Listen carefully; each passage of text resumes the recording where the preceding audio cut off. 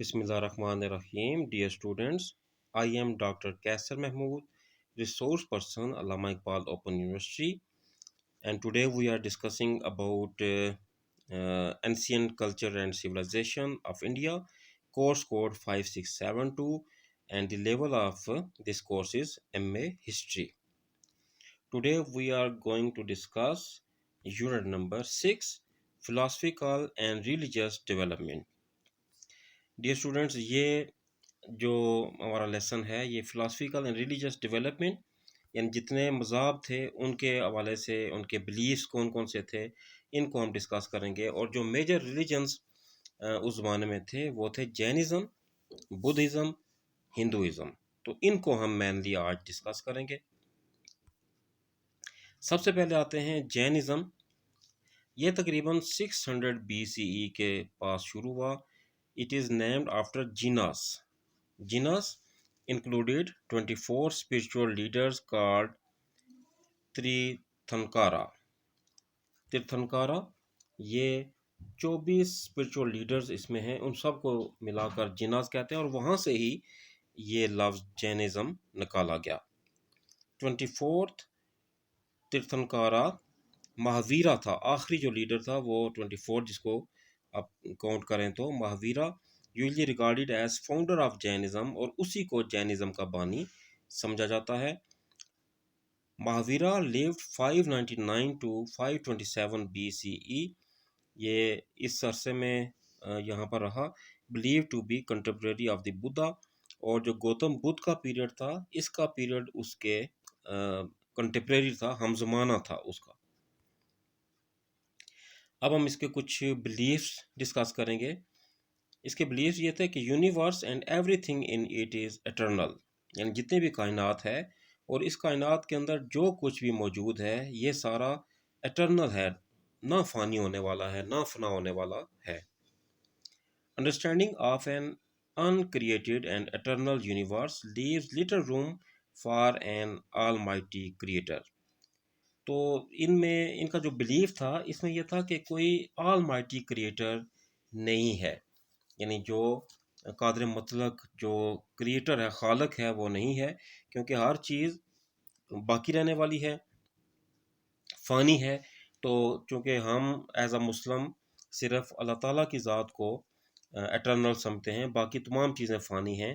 तो ये इस वजह से इस इनके बिलीफ के अंदर अल्टीमेट जो ऑलमाइटी क्रिएटर है वो मौजूद नहीं है। यूनिवर्स के बारे में इनकी जो थ्योरीज़ हैं वो ये है कि 3 टेरिटरीज़, यूनिवर्स में 3 इलाके हैं। उर्दवा लोका, 7 लेवल्स ऑफ हेवन, इसमें आसमान है 7। Madhya Loka, earthly realm with 7 regions divided by 6 mountain ranges, कि मध्य लोका में ये जो ज़मीन है ये सारी इसमें शामिल है, जिसमें 7 रीजन्स हैं और 6 माउंटेन रेंजेस हैं जो कि इन 7 रीजन्स को डिफ्रेंशिएट करते हैं, अलग अलग करते हैं। अधोलोका, 7 इन्फर्नल रीजन्स ऑफ हेल, ये दोज़ख के इन्फर्नल रीजन्स हैं जो ख्याली हैं और इनको ख्याल किया जाता है कि ये दोज़ख भी 7 हिस्सों पर मुश्तमिल होगी, 7 लेवल्स पर मुश्तमिल होगी। Live by 5 great promise of conduct, यानी इसमें अगर एक आदमी जैनिज़्म का मज़हब इख्तियार करता है तो 5 उसको वादे करने पड़ते हैं अपने जो कंडक्ट है, अपने जो अहमाल हैं उस हवाले से। पहला है अहिंसा। अहिंसा का मतलब है non violence, not to cause harm to any living beings, कि वो किसी भी जानदार शय को नुकसान नहीं पहुंचाएगा। इसके हवाले से मैं आपको बताऊं कि ये जैनिज़्म अपने मुंह के ऊपर मलमल का कपड़ा पहन कर रखते थे ताकि कोई जरसूमा भी इनके मुंह के अंदर जाकर मर ना जाए। ये इतने ज़्यादा नॉन वायलेंस पर यकीन रखते थे। Satya, truthfulness, to speak the harmless truth only, ऐसा सच बोलने की इनको आज़ादी थी या बल्कि कंपल्सरी था इनके लिए जो हार्मलेस हो, जिससे किसी को नुकसान ना पहुंचे। Asteya, non stealing, not to take anything not properly given, कि कोई चीज़ जो आपको नहीं दी गई और उसका तल्लुक किसी और से है तो वो आप नहीं ले सकते। यानी चोरी करना या किसी से कोई चीज़ छीनना, वो भी इनके हाँ मना है। Brahmacharya, chastity, not to indulge in sensual pleasure. आप कोई जो आप कह सकते हैं कि जो सेंसुअल प्लेयर है, जो आपकी जो लुत्फ़ है, जिस्मानी लुत्फ़ है, उसको उसमें भी आप दाखिल नहीं होंगे, वो भी आप नहीं लेंगे। और aparigraha, non possession, non attachment, complete detachment from people, places and material thing, कि आपकी कोई चीज़ भी नहीं है, ना कोई जिंदा चीज़ों में से कोई चीज़ आपकी है, ना कोई प्रॉपर्टीज़ में से कोई, मटेरियल थिंग्स में से कोई आपकी है, ना कोई जगह आपकी है। तो अगर आप इस मज़हब के अंदर दाखिल होते हैं तो आपको अपरिग्रह यानी इन तमाम चीज़ों से अपने आप को लातल्लक़ करना पड़ेगा। ये सारे 7 लेवल्स ऑफ इंफर्नल हेल बताए गए हैं कि जहाँ पर क्या-क्या चीज़ें होंगी और कौन-कौन से लोग यहाँ पर दाखिल होंगे। ये सारे कुछ तस्वीरों के ज़रिए यहाँ पर बताए गए हैं। फिर ह्यूमन डेवलपमेंट के भी 5 लेवल्स इनके यहाँ हैं। पहला है साधुस। साधुस मॉन्क्स या साध्वीज नन्स, यानी जो मर्द हैं वो मॉन्क्स और जो नन्स औरतें हैं साध्वीज, ये इनके पादरी हैं। उपाध्यायस, ये teachers of the Jain scripture, जो इनके जैन की जो किताबें हैं, इनकी जो तालीम देने वाले जो लोग हैं, उनको कहा जाता है। आचार्यास, ये स्पिरिचुअल लीडर्स हैं, रूहानी पेशवा हैं। सिद्धास, लिबरेटेड सोल्स हैं, यानी ऐसी सोल जो कि निजात पा चुकी हैं। और अरिहंतास, लिबरेटेड लिबरेटेड सोल्स वो अटेन साल्वेशन, ये ऐसी लिबरेटेड सोल्स हैं जो कि साल्वेशन हासिल कर चुके हैं, जो तन्हाई हासिल कर चुके हैं, जिनको आप कह सकते हैं दरवेश। कर्मा की भी इनके पास 4 काइंड्स हैं। विदनिया, विदनिया का मतलब है हैप्पीनेस डिटर्मिनिंग, कि ऐसे काम जो खुशी का बायस बनते हों। फिर नाम है बॉडी डिटर्मिनिंग, ऐसे काम जो जिस्म के लिए हों। गोट्रा, स्टेटस डिटर्मिनिंग, ऐसे काम जो हैसियत को डिटर्मिन करें, आदमी के मर्तबे को डिटर्मिन करें। और आयुशिया, पर परमानेंस डिटर्मिनिंग, जो आदमी की परमानेंस है, कि उसकी जो मुस्तकिल यहाँ पर आप कह सकते हैं कि चाहे वो, जिस तरह हम कहते हैं कि एक आदमी खुद तो मर जाता है लेकिन उसका किरदार जो है वो ज़िंदा रहता है, तो ये उस सेंस में आप ले सकते हैं कि आदमी परमानेंट हो जाए, यानी ऐसे काम जो उसको अमर कर दें। डेथ, मौत, उसके बारे में ये था कि रिपीटेड रिक्रिएशन अनटिल लिबरेशन, कि हर सोल जब तक वो निजात हासिल नहीं कर लेता, आज़ादी हासिल नहीं कर लेता, वो बार बार रिक्रिएट होता रहेगा, बार बार वो अ, मरेगा, फिर एक कुछ अरसे के लिए एक जगह पर रहेगा, फिर वापस आएगा दुनिया में। वापस आने के लिए किसी भी शक्ल में वो वापस आ सकता है। तो उस वक़्त तक ये रिसाइकल होता रहेगा जब तक वो उसको मुस्तकिल लिबरेशन, आज़ादी नहीं मिल जाती। One doesn't spend all time in hell, और अगर दोज़ख में भी जाता है तो तमाम जो टाइम है वो दोज़ख में नहीं गुजारेगा, अपनी सज़ा पाकर फिर उसकी रीबर्थ होगी। तो ये सारा इसमें इस रिलीजन के अंदर डेथ का कंसेप्ट है। कल्पा सूत्रा, ये इनकी बुक है जो कि 400 BCE में लिखी गई। कंसिडर्ड मोर सैक्रेड टेक्स्ट, यानी इसको बहुत मुकद्दस किताब समझा जाता है इनके मज़हब में। Consist of biography of Mahavira and other Tirthankaras, यानी जितने भी इनके जो लीडर हैं महावीरा को शामिल करके उन सब की बायोग्राफीज इसमें बताई गई हैं। Contains list of monks from 527 BCE to 500 BCE, और जितने भी मॉन्क्स थे उनकी लिस्टें भी यहाँ पर शामिल हैं जो इनके मज़हब के अंदर पादरी थे। जैनिज़्म टुडे, आजकल अगर हम जैनिज़्म की बात करें तो तकरीबन 5 मिलियन पीपल स्टिल प्रैक्टिस, यानी तकरीबन 50 लाख लोग आजकल भी इस मज़हब से वाबस्ता हैं। Many are rich and overwhelming majority are well to do, ज़्यादातर जो लोग हैं वो रिच हैं, अमीर हैं, और बहुत ज़्यादा इसकी जो मेजॉरिटी है वो आप कह सकते हैं वो भी वेल टू डू हैं, अच्छे हैं, यानी इतने अमीर तो नहीं है लेकिन फिर भी काफ़ी वेल टू डू हैं। Have highest literacy rate at 94% compare to the other religion India. India के अंदर इनका जो लिटरेसी रेट है 94% है, और बाकी जो जितने भी रिलीजन्स हैं उनमें इतना ज़्यादा नहीं है। ये कल्पा सूत्रा जो मैंने आपको बताई थी किताब, उसका ये टाइटल है, आप देख सकते हैं। महावीरा, ये देखें, जिसको बहुत ज़्यादा आप कह सकते हैं कि इम्पोर्टेंस हासिल है, जिसको इस मज़हब का बानी भी समझा जाता है। ये आदिनाथ जैन टेम्पल है रानकपुर इंडिया में। ये एक फेस्टिवल है जो कि लाइट का फेस्टिवल है। आप देखें यहाँ पर जैनिज़्म का साइन भी बना हुआ है। दिवाली, ये भी इन्हीं का आप कह सकते हैं कि त्यौहार है जो कि बहुत मशहूर है इंडिया में। अब हम आते हैं बुद्धिज़्म की तरफ।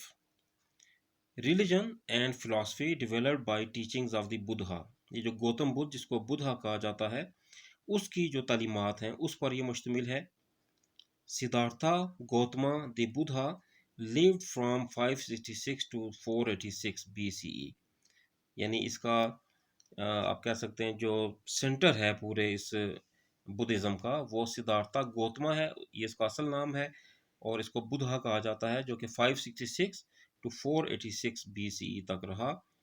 Philosophy of Buddhism does not contain any theistic world view, और कोई इसमें आप कह सकते हैं कि थिस्टिक वर्ल्ड व्यू नहीं है, यानी खुदा के हवाले से इनके जो कंसेप्ट्स हैं वो क्लियर नहीं हैं। अब इनके बिलीव्स की तरफ आते हैं। The Buddha was not a God, यानी ये बुद्धा को एक बहुत बड़ा स्पिरिचुअल लीडर समझते हैं लेकिन खुदा नहीं समझते। ये कहते हैं कि बुद्धा खुदा नहीं है। He is looked up to and respected as a great teacher. वो सिर्फ एक देखा जाता है इस नज़र से कि एक बहुत अजीम उस्ताद है इस मज़हब का, और इसका एहतराम भी उसी तरह किया जाता है। टीचर वो guides and points the way to enlightenment, और ये एक ऐसा टीचर है जो को उनको एनलाइटनमेंट की तरफ ले जाता है, एनलाइटमेंट की तरफ ले जाता है उनको। आप कह सकते हैं कि रोशनी की तरफ ले जाता है तारीकी से निकाल कर। The Buddha did not believe in an almighty God for three reason. तीन वजूहात की बुनियाद पर बुद्धा जो है वो ऑलमाइटी गॉड पर बिलीव नहीं करता, कादर मतलब खुदा पर यकीन नहीं रखता। और वो तीन रीज़न कौन कौन सी हैं? Religious ideas and the God ideas have their origin in fear. कि अगर वो कहता है कि खुदा का तस्वर दिया जाए तो ये असल में एक खौफ का तस्वर है, जो कि लोगों के जहनों में डाला जाता है, तो वो खौफ को डिनाई करता है। No evidence to support the idea, और वो कहता है कि खुदा अगर है तो उसको सपोर्ट करने के लिए कोई शहादत नहीं है, कोई गवाही नहीं है जो खुदा ताला की ज़ात को प्रूव कर सके। The belief is not necessary, और वो कहता है कि इस वजह से अल्लाह की ज़ात पर यकीन रखना भी वो ज़रूरी नहीं है। ये बिलीफ्स हैं बुद्धिज़्म के। Teachings of the Buddha are aimed solely to liberate emotional beings from suffering. यानी जितने भी लोग हैं इनको तकलीफ से निजात दिलाना, यही बुद्धा की टीचिंग्स का महवर है। ये भी लॉ ऑफ कर्मा देता है। For every event that occurs there will follow another event whose existence was caused by the first, and the second event will be pleasant or unpleasant according as it causes was skillful or unskillful।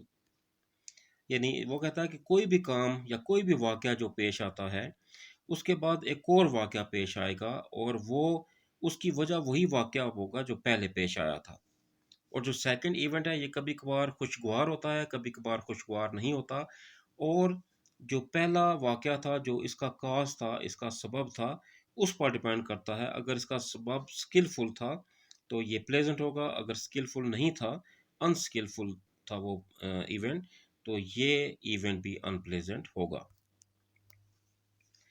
इसके बाद इनके belief में Nobel truth आता है। Taught four noble truths यानी 4 Nobel truth ये बताता है। पहला, देयर इज़ सफरिंग, कि तकलीफ़ जो है वो मौजूद है। सफरिंग हैज़ अ कॉज़, और तकलीफ़ अगर है तो उसकी वजह भी एक मौजूद है। सफरिंग हैज़ एन एंड, और उस तकलीफ़ का ख़ात्मा भी होगा, उसका इख्तिताम भी है। There is a path out of suffering, और उस सफरिंग से हट कर भी आदमी रास्ता निकाल सकता है। यानी सफरिंग से बीच बचाव में भी कोई रास्ता निकल सकता है। अब हम आते हैं इसके जो बुद्धिस्ट कांग्रीगेशन हैं उनके लॉज हम देखते हैं। 5 लॉज हैं इसके बुद्धिस्ट कांग्रीगेशन के। अब्सटेंशन फ्रॉम किलिंग, कि अपने आप को किसी को नुकसान पहुंचाना यानी मारने से दूर रखना। अब्सटेंशन फ्रॉम स्टीलिंग, चोरी से अपने आप को दूर रखना। अब्सटेंशन फ्रॉम सेक्सुअल मिसकंडक्ट, और जिनसी तौर पर अपने आप को मिसकंडक्ट से दूर रखना, यानी जिनसी कोई बुराई आपके अंदर ना आए। अब्सटेंशन फ्रॉम लाइंग, आपने अपने आप को झूठ बोलने से भी दूर रखना है। और अब्सटेंशन फ्रॉम कंजम्पशन ऑफ अल्कोहल, और शराब से भी अपने आप को दूर रखना है। ये सारे कवानीन हैं जो बुद्धिस्ट अगर कोई मज़हब इख्तियार करता है तो उसके लिए ये मानना ज़रूरी है। अब ये 8 फोल्ड पाथ बताता है, जो कि नोबल 8 फोल्ड पाथ है। राइट अंडरस्टैंडिंग, कि आप जब भी कोई चीज़ समझें तो राइट अच्छे तरीके से समझें, दुरुस्त तरीके से समझें। राइट थॉट, जो ख्याल रखें वो भी सीधा हो यानी दुरुस्त हो। राइट स्पीच, बात करें वो भी राइट करें। राइट एक्शन, अमल भी आपका राइट होना चाहिए। राइट लिवलीहुड, आप जो रोज़ी कमाएं वो भी राइट हो, दुरुस्त हो। राइट एफर्ट करें। राइट माइंडफुलनेस हो आपकी, यानी जहन के अंदर जो चीज़ें आप भरें वो भी दुरुस्त तरीके से भरें। और राइट कंसंट्रेशन, यानी तो जो भी मरकूज रखनी है किसी काम पर तो वो भी दुरुस्त तरीके से। अब हम आते हैं इनके मज़हब के अंदर मेडिटेशन कैसे की जाती है। मेडिटेशन इनके नज़दीक प्रैक्टिस ऑफ मेंटल कंसंट्रेशन है, leading ultimately through a succession of stages to the final goal of spiritual freedom, nirvana. यानी इनके मज़हब में निर्वाणा हासिल करने के लिए कि आप अपनी जो रूह है उसको हर तरह की चीज़ों से पाक करने के लिए जब आप फाइनल अपना एम हासिल करते हैं तो वो मेडिटेशन के ज़रिए होता है। और ये मेंटल कंसंट्रेशन है कि जो आप ज़हनी जो तवज्जो मरकूज़ करेंगे एक चीज़ पर, और इसके काफ़ी सारे स्टेजेस हैं और आखिरकार आदमी को निर्वाणा हासिल हो जाता है। Dhyanas, shift of attention from the outward sensory world, कि आप जितने भी ये एहसासात हैं, चाहे आप देखने का हिस्सा, छूने का, उससे अपने आप को दूर करें और अपनी तवज्जो उससे हटा लें। Detachment from external world and a consciousness of joy and ease, और जितने भी ये लुत्फ़ हैं, आसानियाँ हैं, जो दुनियावी आसाइशें हैं, उनसे अपने आप को डिटैच करें। Concentration with suppression of reasoning and investigation, और आप तवज्जो मरकूज़ करें और जो रीजनिंग है, जो इन्वेस्टिगेशन है, उसको सप्रेस करें। यानी आप सिर्फ अपनी तवज्जो निर्वाणा हासिल करने पर मरकूज़ रखें और दलाइल और तफ्तीश से दूर रहें। The passing away of joy with the sense of ease remaining, और जो भी आपके अंदर है, जॉय है, जो लुत्फ़ है, जो खुशी है, उसको आप बाहर निकाल दें। The passing away of ease bringing about a state of pure self, और आप अगर आसानी अपने ये लाना चाहते हैं तो वो अपनी जो रूह है उसको खालिस करके हासिल करें।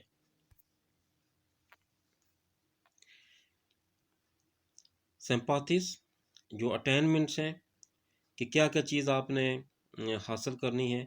Consciousness of infinity of space, कि ये जो स्पेस है ये इन्फिनिट है, लामहदूद है, तो इसकी आगाही आपने हासिल करनी है।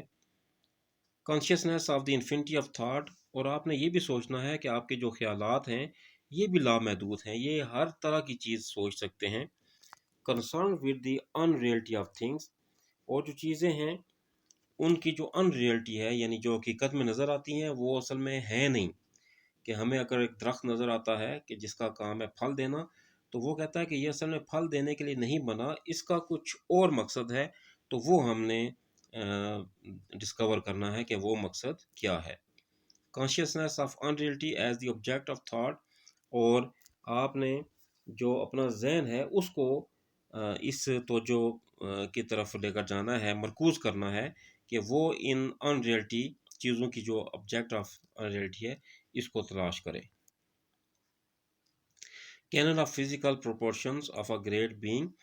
अब ये सामने आप अगर देखें तो ये ज्योमेट्रिकल कुछ प्रोपोर्शंस हैं कि अगर आप अजीम होना चाहते हैं तो आपकी प्रोपोर्शन जो है वो फिज़िकल, उसका कानून बनाया गया कि हर चीज़ आपकी एक ख़ास एंगल पर हो, उससे हट कर ना हो। जिस तरह आप देखें ये तमाम, इसके बाल भी देख लें, चेहरा भी, नाक भी, ये ख़ास एक डिज़ाइन के साथ आ रहा है। तो वो कहता है कि इस तरह आदमी जो है वो अगर अज़ीम बनना चाहता है तो इस तरीके से उसके फ़िज़िकल प्रोपोर्शंस होने चाहिए। ये सामने आप देखें, ये बोध गया इंडिया के अंदर एक बुद्धा का स्टेचू बना हुआ है, बहुत बड़ा स्टेचू है। ये बुद्धिस्ट टेम्पल है जो बीड इंडिया के अंदर मौजूद है। इसी तरह के स्टेचूज़, टेम्पल्स और स्टेचूज़ हमें नज़र आते हैं जो बुद्धिस्ट कंट्रीज़ हैं, ख़ास तौर पर चाइना के अंदर भी। अब हम आते हैं हिंदुइज़्म की तरफ। हिंदू ड्राइव्स फ्रॉम सिंधु, यानी हिंदू लफ्ज़ जो है वो ये सिंधु से निकला है, which was traditional name of the Indus river, जो दरिया सिंध का रवायती नाम है। और यही जो नाम है ये तब्दील होता होता हिंदू बन गया। Hindu refer to the Hind people of Indian subcontinent, और ये उन लोगों के से मुतल्लक है जो इस इंडिया में बरसगीर में रहते हैं। began between 3000 and 2000 BCE among the Indus Valley Civilization, और ये तकरीबन 3000 कबल मसीह से 2000 कबल मसीह के दरमियान इंडस वैली सिविलाइजेशन के अंदर शुरू हुआ। often referred to as सनातना धर्म, meaning eternal law of faith, यानी इसको शुरू में इस मज़हब को सनातना धर्म कहा जाता था कि ये एटर्नल लॉ ऑफ फेथ है, कि यकीन का एक ऐसा कानून है जो कि ना ख़त्म होने वाला है।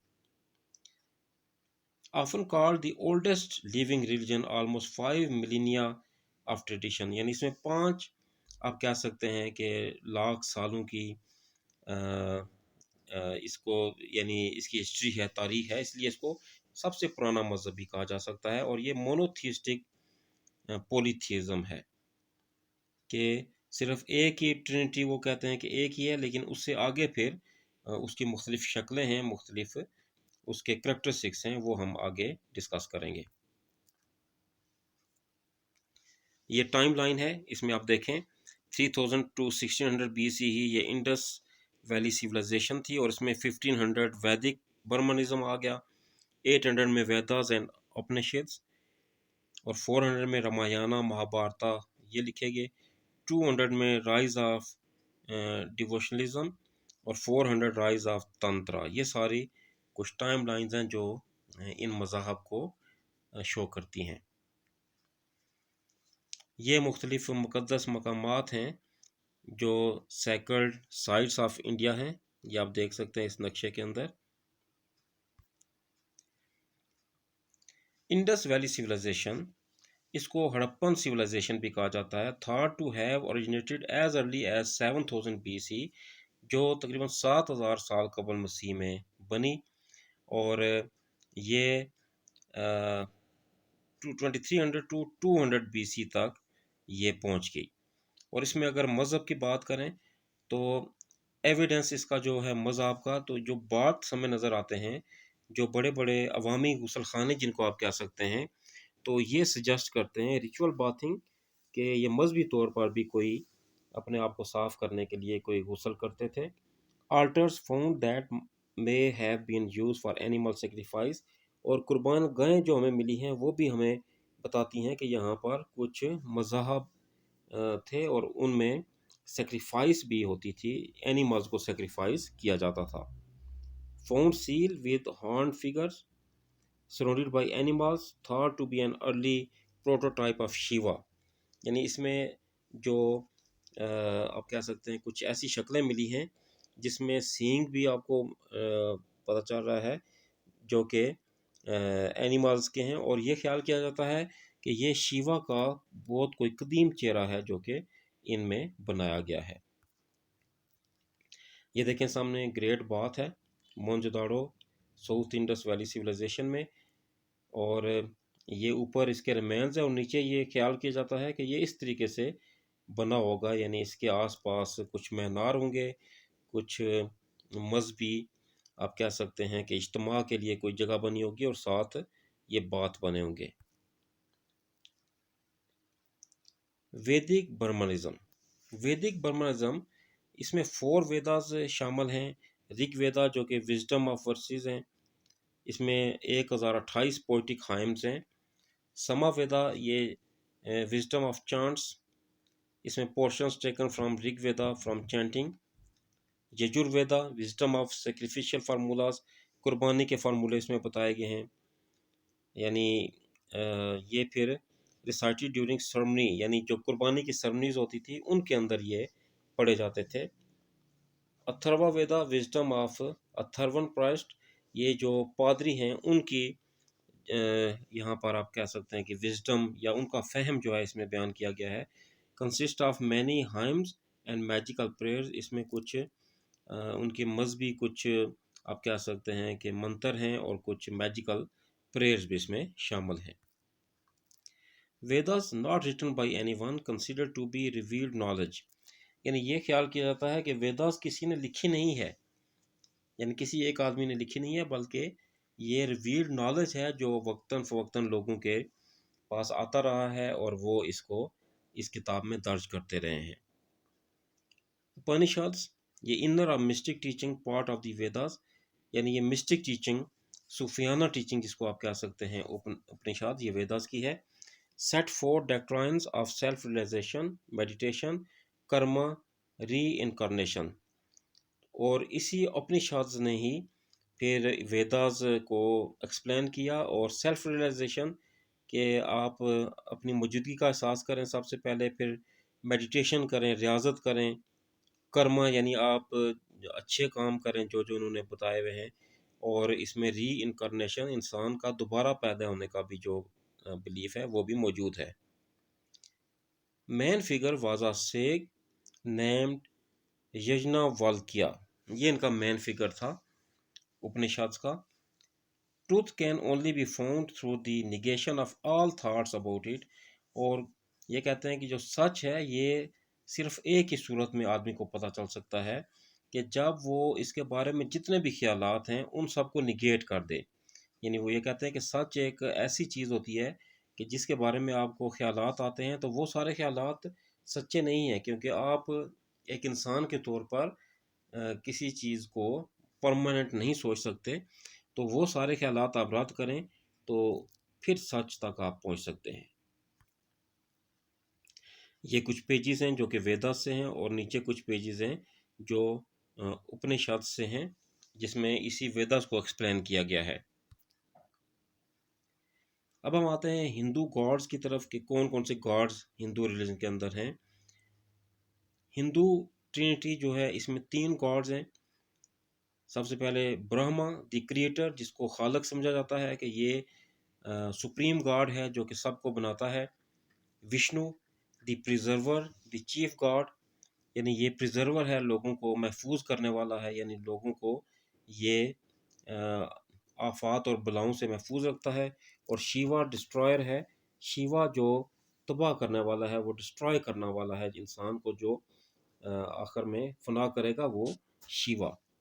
Most worship gods are Vishnu, Shiva and Shakti, यानी इसके जो ज़्यादा खुदा जिनकी इबादत की जाती है विष्णु है, शिवा है, और शक्ति जिसको डिवेल भी कहा जाता है, ये इसमें है।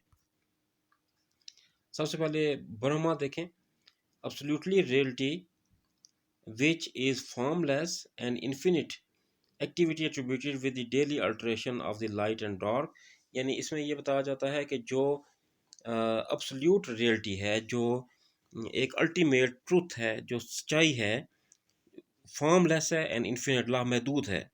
इसकी कोई फॉर्म नहीं है ये सच्चाई, इसकी कोई शक्ल कोई फॉर्म नहीं है, लेकिन ये लामहदूद है।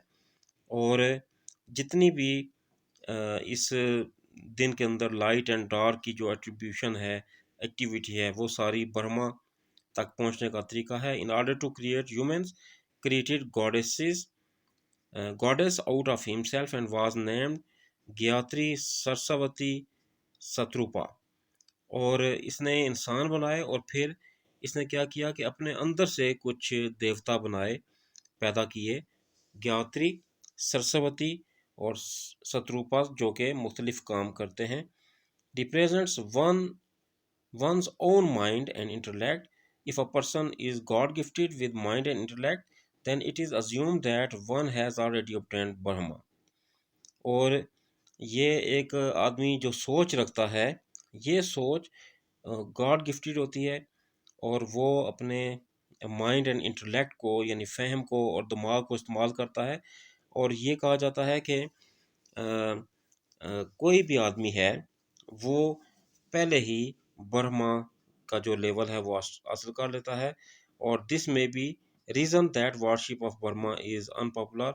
और चूँकि ब्रह्मा जो है हर इंडिविजुअल खुद भी बन सकता है, इसलिए इसकी जो वर्शिप है, इसकी इबादत जो है वो इतनी मशहूर नहीं है। इसकी इबादत को वो इंडिविजुअल की इबादत के बराबर लेते हैं। ये सामने आप देखें, बर्मा जो है उसकी कुछ पिक्चर्स आपको नज़र आ रही हैं, जो वो खाके इसके बनाते हैं। इसके हाथ हैं काफ़ी सारे, और हर हाथ में कोई ना कोई चीज़ इसने पकड़ी हुई है। विष्णु, विष्णु जिसको प्रोटेक्टर ऑफ द वर्ल्ड समझा जाता है and the restorer of moral order, के जो धर्मा है, धर्म जो है, इसका जो प्रोटेक्शन और इसका रिस्टोरर है, ये इसको दोबारा पैदा करने वाला है। Best known for his embodiment, वो appear on earth when there is disorder in the world, कि ये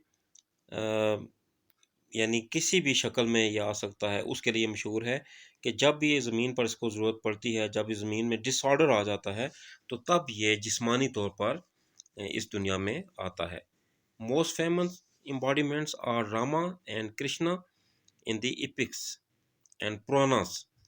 यानी अगर हम देखें कि इसकी जो एम्बॉडीमेंट्स हैं, इसके जो शक्लें या शबी आपके सामने हैं, वो रामा की शक्ल में, कृष्णा की शक्ल में, और पुराणास अगर आप देखें तो होली टेक्स्ट के अंदर पुराणास की शक्ल में भी ये मौजूद है।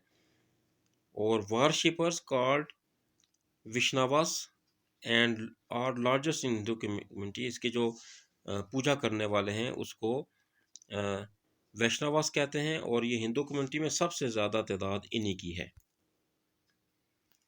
अब इनके नज़दीक 10 इनकारनेशंस ऑफ विष्णु कौन कौन से हैं? मत्स्या यानी ये फिश की शक्ल का भी होता है, कर्मा टर्टल की शक्ल का, वराहा पिग की शक्ल का होता है, नरसिम्हा मैन और लायन की शक्ल का, यानी इंसान शेर की शक्ल में होता है। फिर वमना डवार्फ यानी बोना होता है, ये छोटे कद वाला। फिर परशुरामा, ये वॉरियर या प्रेस्ट, जंगजू और पादरी की शक्ल में। रामा, ये प्रिंस की शक्ल में, शहजादे की शक्ल में।